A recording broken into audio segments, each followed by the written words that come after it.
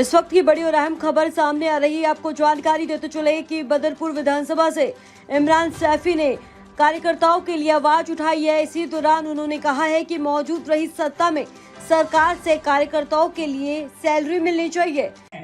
क्या आपकी क्या राय है, हमने सही किया या गलत किया? जब नेता ने दल बदल लिया तो हमसे पूछने क्यों आए? क्योंकि अब उसको हमारी जरूरत है। उन्होंने अपनी वहां पे सेटिंग कर ली कि भाई मेरे को ये मिलेगा, तेरे को ये मिलेगा, लेकिन अब वो मिलेगा कैसे? जब तक कार्यकर्ता जमीन पे नहीं उतरेगा, उनके झंडों को नहीं फहराएगा, उनके साथ नहीं चलेगा। हरिराम दाइमा जी की टीम आ चुकी है, इनका भी बहुत बहुत स्वागत है। समाज सेवी हैं ये, हरी साइकिल वाले के नाम से इनको सभी लोग जानते हैं। भाई साहब का बहुत बहुत स्वागत है, कृपया स्थान ग्रहण करें। सभी साथी बैठे, सभी साथी अपना स्थान ग्रहण करें। तो हमारी जो मांग है, जो लड़ाई है, वो यही है कि आप ये कार्यकर्ता हैं, ये इंसान हैं, इनका भी परिवार है। ये कोई डिग्री कॉलेज को हासिल कर दिया हमारे बदरपुर क्षेत्र के लिए। इन लोगों ने क्या हमारे बदरपुर क्षेत्र के अंदर कोई सरकारी स्कूल बना दिया जिसमें डिग्री हासिल कर सके हमारी माताएं, हमारी बहनें, हमारी बच्चियां, हमारे बेटे, हमारे भाई? बता दें, मैं आप सब लोगों से इस बात को पूछना चाहता हूं कि क्या उन्होंने कौन सी डिग्री कॉलेज हमें दे दिया है बदरपुर क्षेत्र को? और दूसरी बात, सबसे पहला मसला ये आता है कि अस्पताल का मसला। कौन सा अस्पताल बदरपुर क्षेत्र के लिए इन लोगों ने हमें दे दिया? मैं पूछना चाहता हूं कि जो 4 बार के विधायक हैं, जो 2 बार के विधायक हैं, जो 1 बार के विधायक हैं, मैं उनसे पूछना चाहता हूं कि आप मुझे बता दें कि आपने हमारे लिए, हमारे कार्यकर्ताओं के लिए, अपनी जनता के लिए क्या किया है?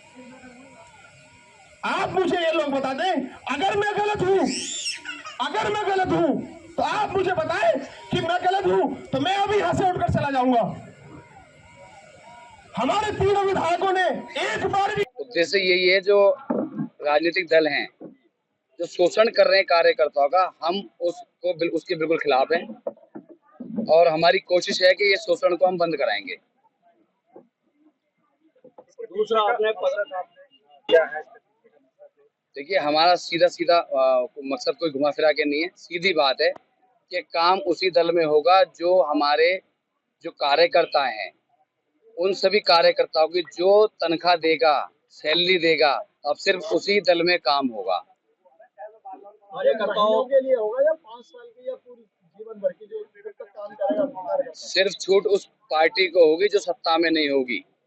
उसके साथ कोई कार्यकर्ता काम करता है तो वो अपने मन से कर रहा है, और जो पार्टी सत्ता में बैठी है उसे तो कार्यकर्ता का गुजारा भत्ता देना पड़ेगा। ये हमारी इसी मन से मांग है। कार्यकर्ता बैठा, जो कार्यकर्ताओं को आपने पगार की बात करी है, तो पहली बार ऐसा हुआ है हिंदुस्तान के अंदर जो पगार देंगे। आप क्या कहेंगे इसके बारे में?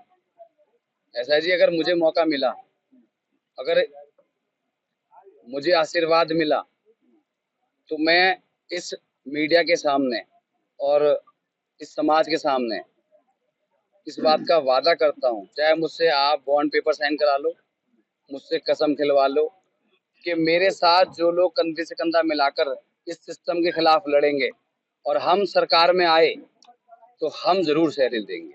एक बहुत बड़ा यहाँ क्षेत्र में ओजोन का बड़ा मैटर है, उस पर क्या काम करोगे आप विधायक बन के आए तो? ओजोन का मामला तो सभी के लिए है, उसका नुकसान तो सभी के लिए है।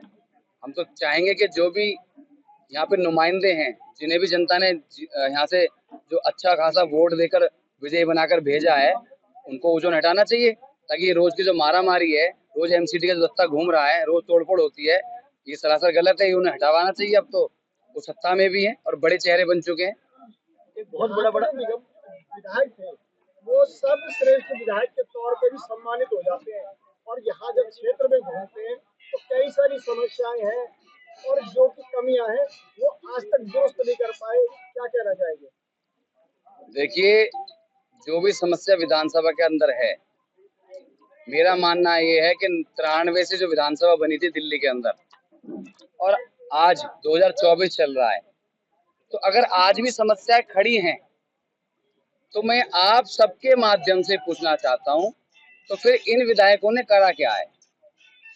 4 बार एक विधायक रह लिए, 2 बार एक विधायक रह लिए, 1 बार एक विधायक रह लिए।